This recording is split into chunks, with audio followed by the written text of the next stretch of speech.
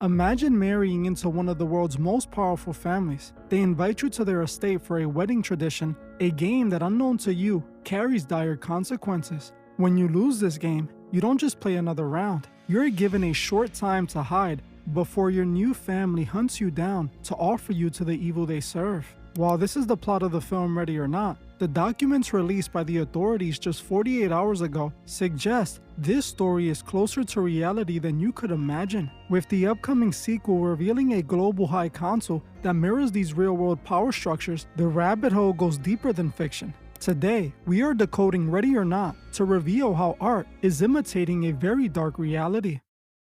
Ready or Not follows a young bride marrying into one of the world's most powerful dynasties. After the ceremony, she is pulled into a tradition dating back to the family's origin, a simple card game. During the game, she draws the hide-and-seek card, and while she thinks it's an innocent game from childhood, her new family is already putting on ritualistic masks and arming themselves. This isn't a game of tag. If they catch her, she is prepped for a ceremonial offering to the very entities that granted this family their wealth and status. Generations ago, a pact was made, a deal with the devil for absolute power. Now, every new addition to the family must play this game, and if that specific card is drawn, the blood must flow by dawn or the debt is collected from the family themselves. While this sounds like a Hollywood nightmare, if you have been tracking the recent documents release, you know this story is far closer to reality than fiction. This film confirms the theory that to reach the inner 1%, you must be initiated into a hidden circle. In Ready or Not, the family didn't build their empire through hard work alone.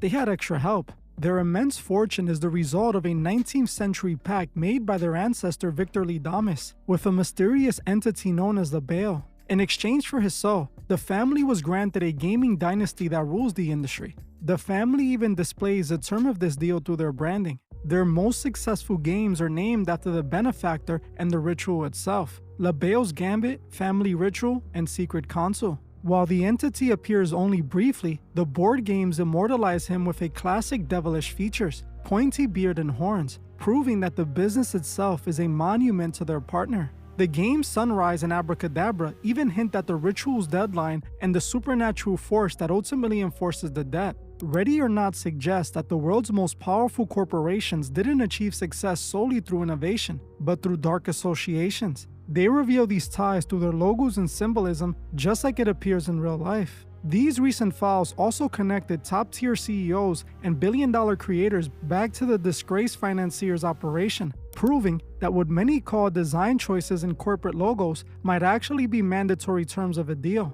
While the first film focuses on one family, the sequel arriving on March 20th expands this to a global network of families that rule the world. It reveals that it isn't just one or two isolated groups, but a collective high council in total power. This explains why these inner circle figures all participate in the same patterns. Ready or Not isn't just a horror story, it's a revelation of who they truly serve. Another theory this movie tackles head-on is the sacrifice for success theory. This is the idea that a soul is the literal entry fee for those inner circles. In Ready or Not, the family must provide an offering every time a new member is initiated through marriage. If they fail to fulfill that promise by dawn, their empire and their lives are forfeit. This mirrors reality with eerie precision. For years, the internet has tracked the chilling patterns of relatives and close associates who mysteriously pass away just as a star reaches a new tier of global influence. It becomes even more disturbing when you see certain figures openly allude to paying the price for their status.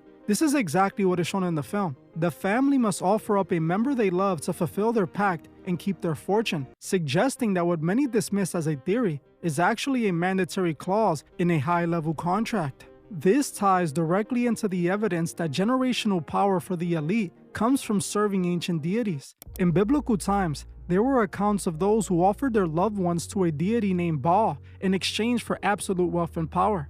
Just like we saw in my Late Night with the Devil breakdown, high-profile locations and their mascots frequently point back to this specific entity. In Ready or Not, the benefactor named La Baal isn't just a coincidence, it's a direct phonetic link and anagram for this ancient deity. La Baal is Baal, the deity who promises fame for the soul of a loved one. With the upcoming sequel revealing a global high council that governs our world, you married into that family, now they're dead.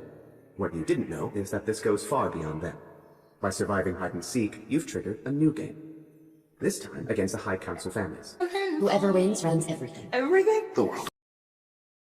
The message is clear. The cost of reaching the 1% isn't just hard work. It's a debt to an ancient power that eventually comes due. Once again, art is imitating a very dark reality. But the most disturbing thing this movie covers is the idea of elite hunting parties. On the internet, there have been many stories of such parties where the powerful hunt vulnerable individuals like a game. They bring them into secluded locations where they can get away with unthinkable acts. In the recent documents, while never directly addressed, certain mentions in the documented emails suggest that this level of evil could actually exist. Ready or Not seems to show us a glimpse at what the horror looks like if it truly existed. It suggests that for those at the top, the pursuit is more than a crime. It's a ritualistic sport used to bind their inner circles together. When we look at the High Council being introduced in the upcoming sequel and compare it to the rosters found in the documents released, a pattern emerges. These aren't just groups of wealthy friends, they are a closed-loop system. And Ready or Not, the Domas estate is a sovereign territory. Once those gates are locked, the laws of the outside world cease to exist.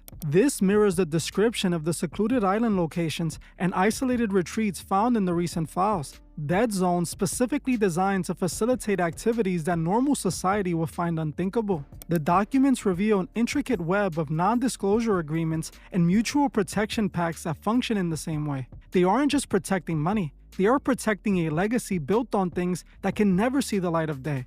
To the Domas family, Grace wasn't a person, she was a resource to be used to fulfill a deal. When you look at the data within these files, you realize the elite don't see the world the way we do. They are playing the same game with us that we see in Ready or Not. This isn't the only film that suggests the elite are more than just people who worked harder or got lucky. The 1989 movie Society reveals how these circles truly view themselves and how they separate themselves from the rest of humanity. The film follows Bill Whitney, a teenager who seemingly has it all: wealth, status, and a home in the most exclusive neighborhood in Beverly Hills. But Bill feels like an outsider in his own skin. He suffers from a persistent sense that his family and their high society friends are wrong in a way he can't quite name. His suspicions turn into a nightmare when he is given a secret audio recording of his sister's coming out party. On the tape, the voices of his family and their elite friends distort into wet, rhythmic sounds of a crowd participating in something far more disturbing than a celebration.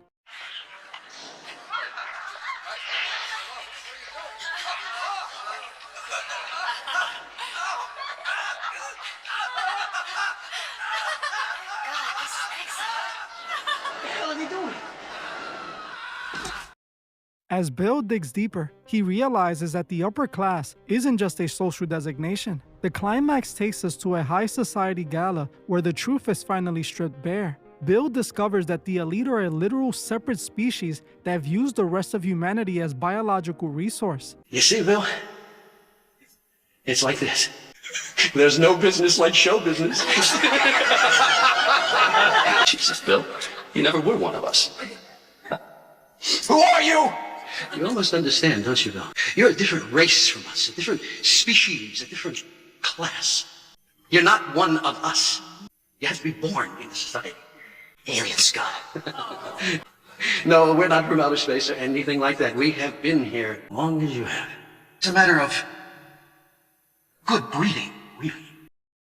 They participate in a ritual known as the shunning, where they physically merge their bodies into a singular, pulsing mass to feed off the life force and vitality of those they deem inferior. This was very similar to what we saw in my Shining movie breakdown, how a secret organization of powerful individuals fed off the life force of their innocent victims to live forever. Society moves past the idea of simple greed and enters the realm of biological parasitism. It suggests that the divide between the 1% and the rest of the world isn't just a matter of bank accounts, it is a different state of being. It's a direct reference to literal class warfare. In the movie, consuming the poor isn't a metaphor, it is a physical requirement for the elite to maintain their youth and power. The film highlights a mutual protection pact, where the police, the judges, and the doctors are all a part of the same shunting circle, ensuring that no outsiders can ever truly expose them. The shunting ritual represents the ultimate loss of individuality. To be a part of the High Council or the elite inner circle, you must literally lose yourself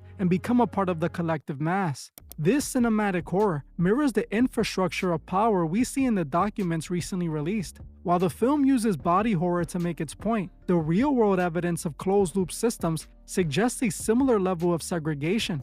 Just as the party in society takes place behind the high walls of Beverly Hills, the documents detail private flights to isolated estates and arranged encounters that exist outside of public oversight. The broader evidence, including over 180,000 images and 2,000 videos, reveal an organized network that treats individuals as mere resources. Intercepted communications within these high-level circles often describe entertainment that is ritualistic in nature, designed to bind the participants together through shared unthinkable acts. By the time we reach the ending of society, the message is clear. The elite aren't just hoarding wealth, they are managing a harvest. They view themselves as a separate species, and with the sequel to Ready or Not revealing a global high council, it seems Hollywood is finally admitting that this game is much bigger and much older than we were ever told. The documents reveal that just like in the film, many of the most influential figures in our world are bound by these dark, closed-loop circles.